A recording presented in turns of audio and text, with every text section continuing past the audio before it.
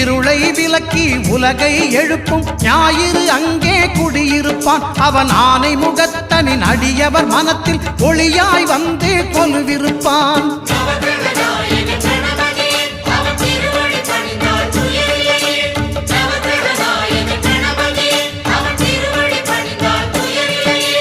ஒன்பது கோளும் ஒன்றாய் காண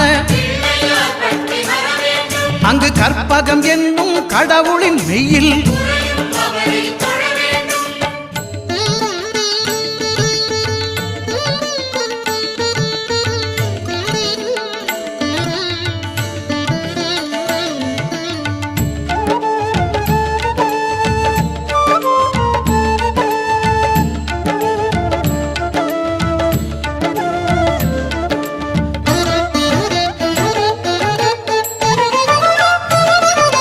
திங்கள் பகவான் திருமுகம் காண